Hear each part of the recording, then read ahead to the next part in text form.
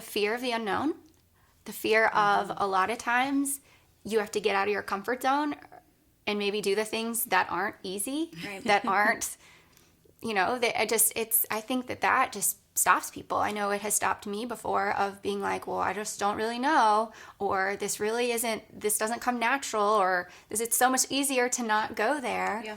Where what we find is when we push ourselves and we step out in faith, like I said, that's where all the beauty is. That's where God grows you. And that's where you see, like, man, like, why have I been spending my time over here when I should have been on this side for so long? Right.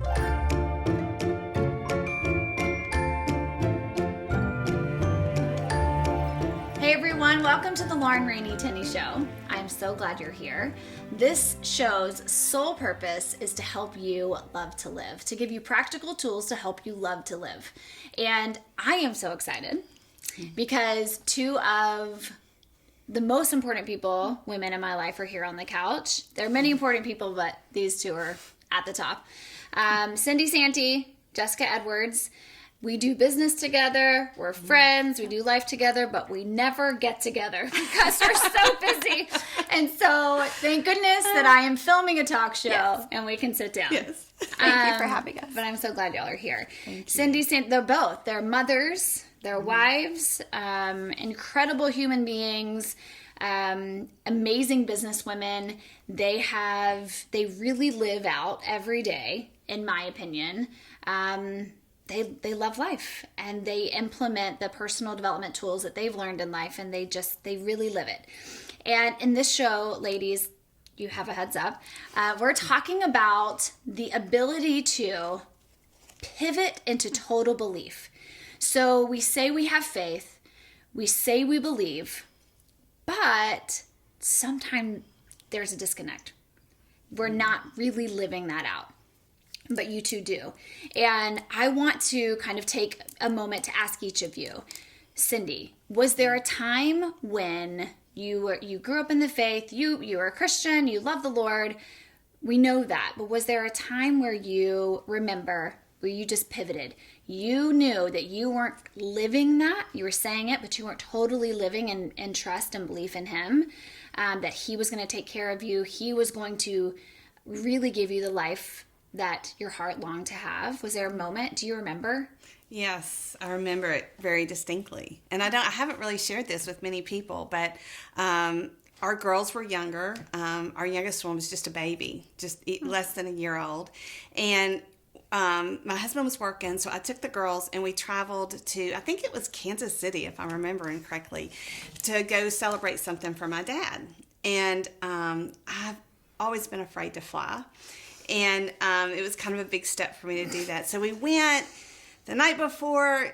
I don't know what I was thinking. I gave her orange juice. She stayed awake all night long. I was exhausted trying to fly home the next morning. And it was when the last set of tornadoes went through Nashville. And it was a pretty rough flight. It was bouncing all over the place. And our youngest one was screaming her head off. So we're bouncing all over. I'm scared to fly. She's screaming. And I just remember bowing my head and said, Lord, I'm going to trust you with this flight. But if you could just get Tori to stop crying, that would be awesome. And before I could say amen, she went from screaming her head off to sound asleep. It gets me emotional every time because it was such a moment that he heard my heart and he responded in such a huge way. And I knew from that moment on that he heard me and that he answered in the way that needed to be answered for me. Yeah. And you know what I hear in that response? Like, I feel you. I know you, but I just feel that, I mean, that's obviously still very good and raw and important. Yeah. But I wonder if in that moment you prayed differently. You were so desperate and you knew, I don't know, you knew He would do it. You believed He would do it. And it happened. I couldn't do it. Yeah. I couldn't make her stop crying. And I certainly couldn't make the plane ride go smooth. Yeah. And the thing that was crazy is the ride was not smooth the rest of the way. But I wasn't scared. Yeah. He had answered in such a tangible way and so quickly. And I think a lot of belief is around praying, right? Around prayers and hoping that God will answer our prayers. And he doesn't always answer the way we're hoping he's going to answer. There's prayers I've been praying for a really, really long time that I still don't have an answer to. Right.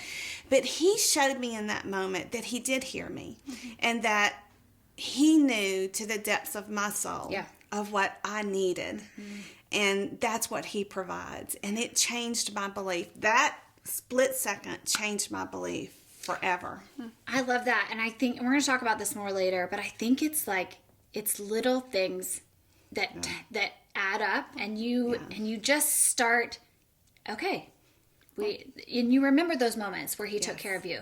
And so the next time it's not that hard to believe that he's going to do it again. And then the next time, and then eventually you just know, like it is. Yeah. And if he doesn't, then it's not the right answer. Right. And I think that is hard from a belief standpoint. You know, I always say, I really have a great plan. Can I just share it with you? Just hear me out. But I think belief and faith and trust really comes in accepting the answer that you're given.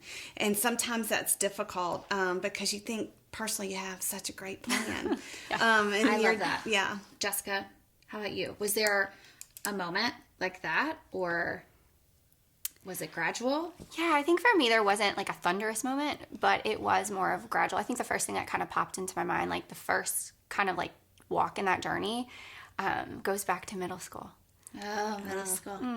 And I remember just dealing with the girl drama and coming home and knowing what I knew was right, or like knowing like this is what I'm being told, and then like just having to trust God to step out and to do what he was calling, or, you know, meaning sometimes as middle school girls, I'm like, oh, all those feelings like come up, right? Of like, I don't want to fall into that. I don't want to be mean. I work called to do this. And I remember, I think that really started to lay the foundation of me seeing that God's blessings when it comes when we obey. Oh, yeah. And that's good. And I think from there it just started to, but that would probably be, I think, when I really started to develop that relationship of seeing God work when it's, maybe we don't, like Cindy said, you know, we have this plan, or maybe it's what we see.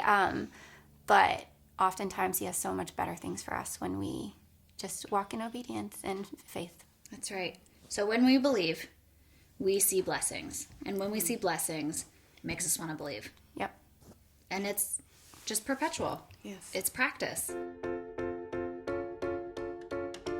Why do you think, Jess, it's so hard and paralyzing to move from a place of saying I have faith and belief in my life, saying that life will be what my heart longs for it to be? But why do you think that it's so hard to actually get there? Why do you think, is it fear? Is it laziness?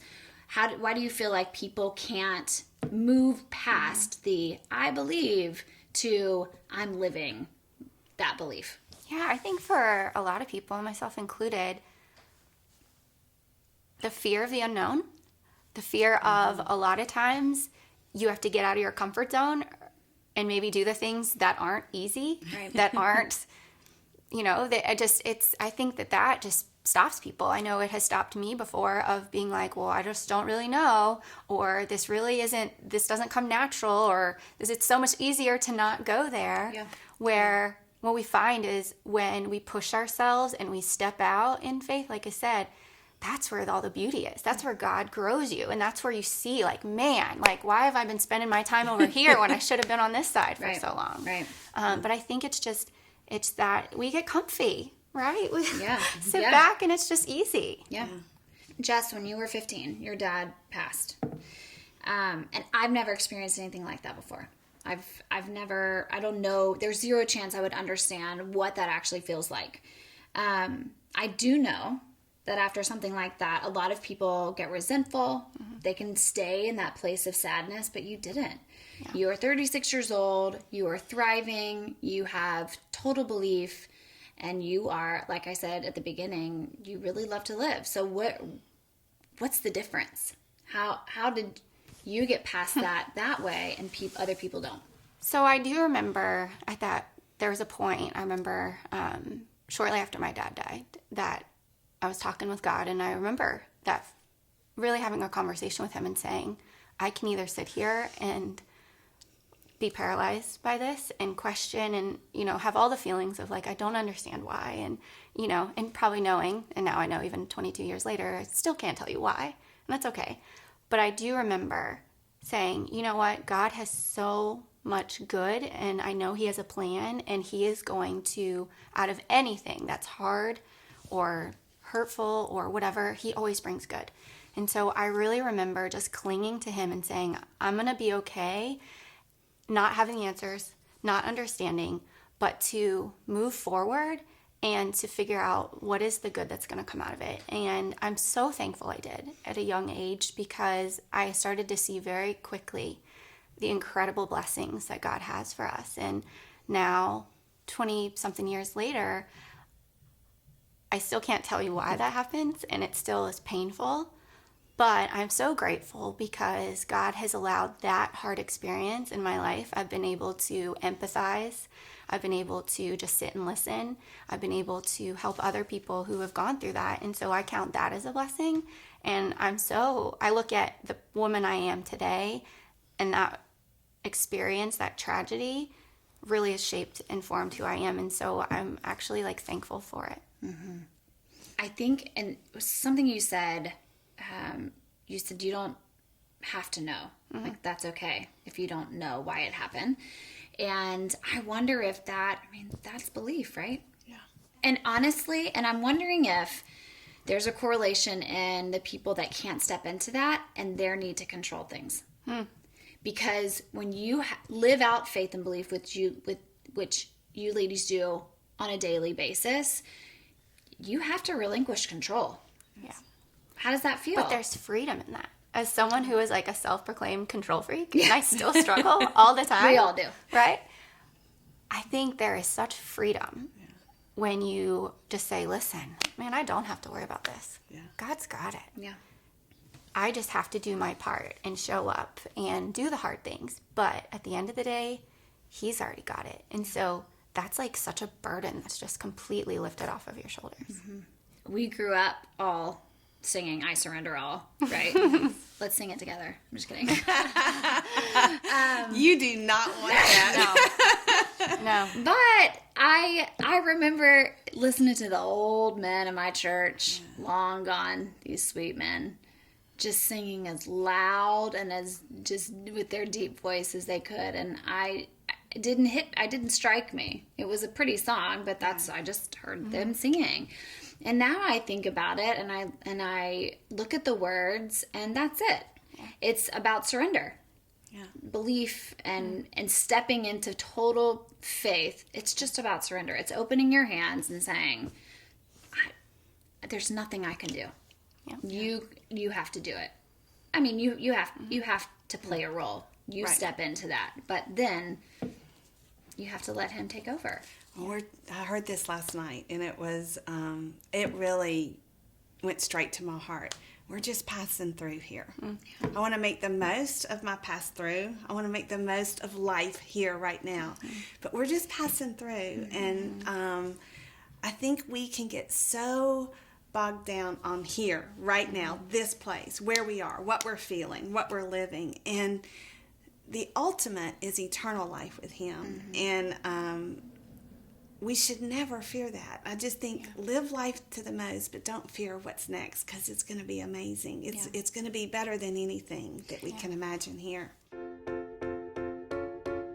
Going back to the question I asked Jessica earlier, do you think fear is a lot of why people can't step fully into belief? I do think it's fear, and I think we have to remember that whatever God calls us to, he does not call the equipped. Mm-hmm. He equips the called. Mm-hmm. And to me, that's how I know when God's calling me to something, because I don't have the ability to do it. I had the ability to be a mother because he equipped me to be a mother. I only had the ability to be a wife because he equipped me to be a wife, or a business owner, or whatever it is. And I do think fear can just bog us down so much. I'm not saying I'm never fearful. Yes, I'm definitely fearful. But,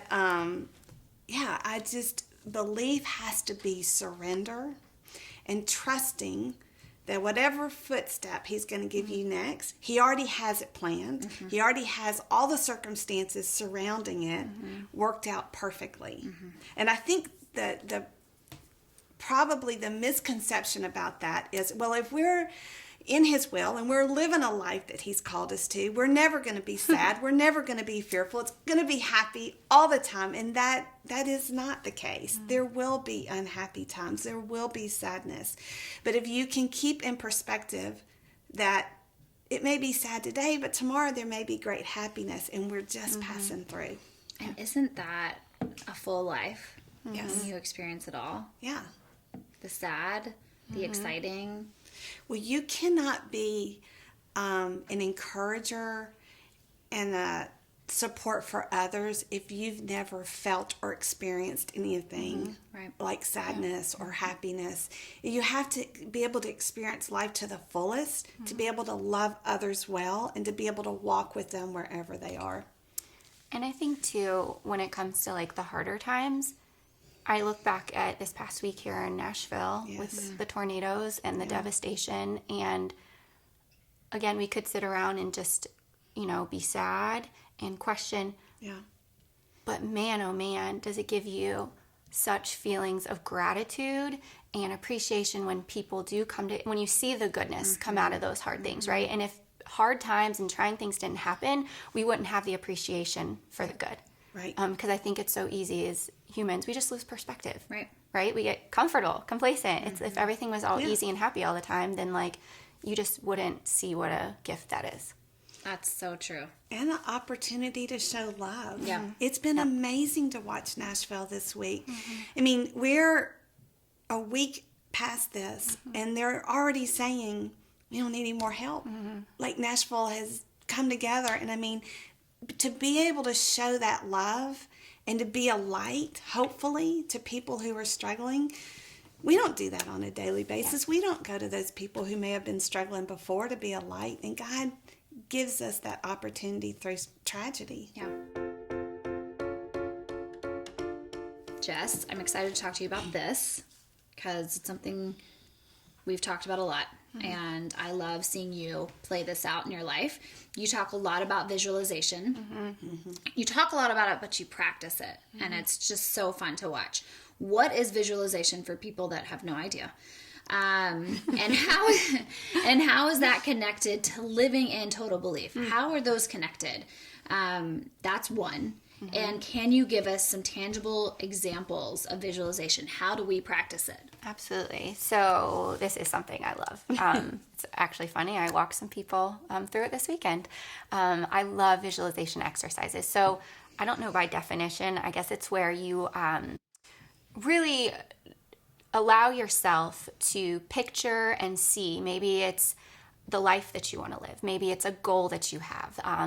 Whether that's in your business, in family, and whatever. I mean, just anything that you want to bring to your life, or the dreams and the goals that you have. Right. And allowing yourself to really train your brain. You guys, our brains are so powerful.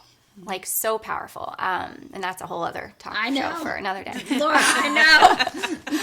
But we really can have control over our brains. And so with visualization, I love exercises where you just, allow yourself to sit and be still. Because I think that is just, in and of itself, we don't a do miracle. Enough. Yeah.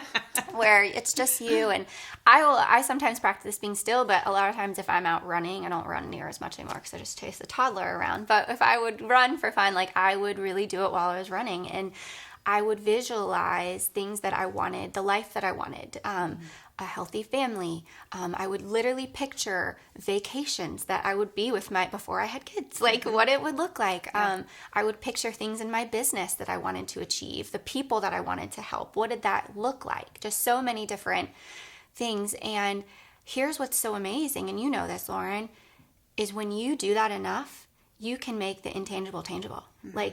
it is proven. You can Google it all day long, like the studies and the research that have been done on visualization, that it really works. And I think what I love about it in the connection with God is I believe, like, there's been so many times where I've done visualizations that I really believe God has put things in my head because I've been in tune with him and being still and saying, okay, God, what do you have that I can't come up with, because it's all you. And so that has been just something I think if you don't do it, you really should. To answer your question, like, what are some of the practical things? I think first off, it's just taking the time to say, what are some of the things that I want? What are my dreams? Cindy talks about it all the time. Like, we stop dreaming as adults. When we were kids, we dreamt up everything. And then somewhere along the way, we stopped dreaming. And so what are the things that God has put on your heart and in your mind that you're passionate about? What do you want to see? And I think if you just allow yourself to first write those out and start visualizing and seeing them, the more you do it, it will come true. It's interesting because what I've seen you live out and what I know about visualization, it's not like you are ordering something on a silver platter and that's the reason it's happening. It is, to your point, it's connected to your faith and belief. Because if these are the desires of your heart, you are stepping into this, you are seeing yourself do them and accomplish them. To me, God's like, there it is. Yep. I knew you could do it, and you were really believing that you are. So it's interesting. I don't think we'll ever fully know that connection on this side.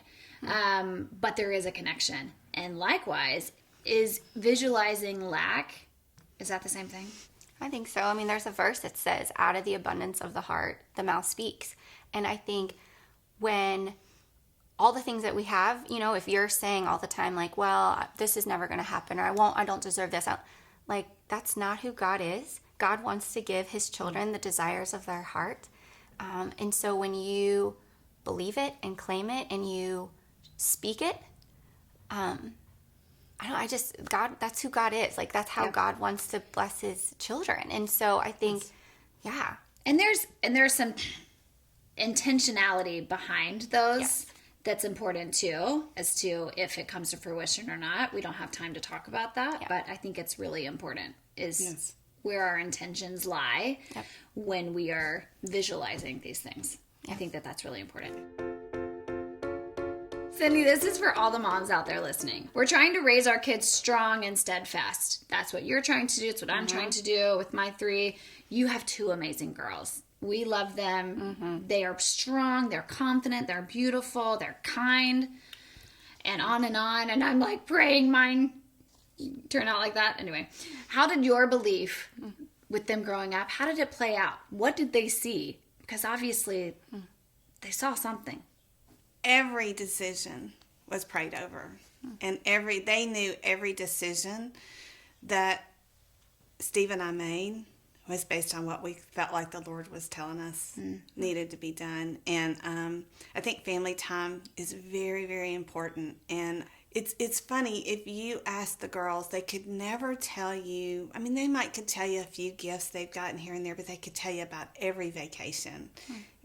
Every time we spent the 4 of us together. And I loved to go on trips where cell phones wouldn't work because, and there's not many places you can do that anymore, but you can put the cell phones away. Yeah, so, right.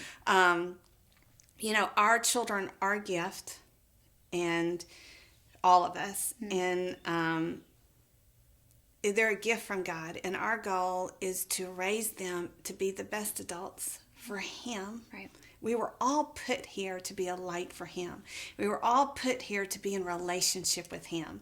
So that's what I wanted to do with our girls, was to say, no matter what, as an adult, having a relationship with Him and living a life for Him is what will bring you happiness. And, we tried to have great babysitters that were great mentors as well. They're still in their lives, even as adults. And just really trust in God. People have asked me this so many times, like, what did you do, to raise these girls? And I said, I deferred to God. They are who they are, despite what Steve and I did. Steve and I wanted to be a vessel that God could work through to reach our girls and to guide them to their best life. And it's difficult because I want their life to be their life, not the life I desire for them, not the life I dream for them. That's hard because you love them so much. Right. But we don't love them nearly as much as he does, Right. and he knows what's best for them. So what you're saying is there is no playbook. I was really looking for that.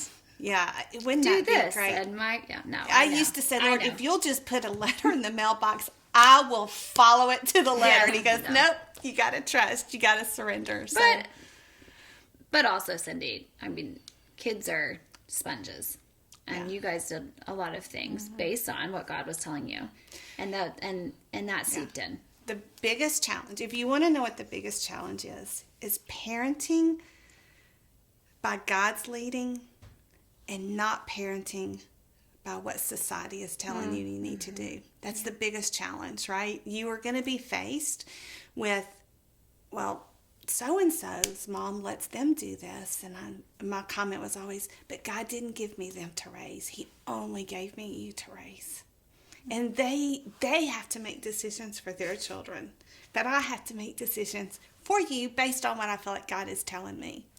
That is so much kinder than saying, well, if they jumped off a bridge, would you do it? I'm sure I said that too. Thank you, ladies. Thank you. This is awesome. This is fun. This is so awesome. And I just sincerely hope that the people listening, and I know, and I surrender this. When I started the show, Dana, the sweet soul who's helping me with all this, we surrender every decision that we make about this show. And whether it's 5 people that hear something that really changes, clicks, 1 person, 50,000 people, I don't care. Doesn't matter, because that is who needs to hear it. And I really believe this show is going to be that for a lot of people. So thank you. Thank you. That switch. I want people to pivot and actually step into belief. And I really feel like that's possible. Well, you're not responsible for the outcome. Nope. You're only responsible for providing an opportunity to hear it. That's right. So, yeah. Thank God. Thank God I'm not responsible. Thank you, ladies. Thank you. So good. Thank you, everyone, for being here. This was a good show. And I hope that it changes something for you or solidifies something for you, that you're doing the right thing. For those of you that are listening to the podcast form of this show, we actually have a video form. You can find us on YouTube, subscribe to our channel, Lauren Rainey Tenney. And for those of you who are watching, we have a podcast. You can listen to my voice when you're on the road. And that is on all podcast platforms. Make sure you subscribe to that too. One of my favorite quotes is by John Wheeler, and he says, "We can no longer consider ourselves onlookers that have no effect on the world that we're observing. In fact, the very observation is an act of creation." See you next time.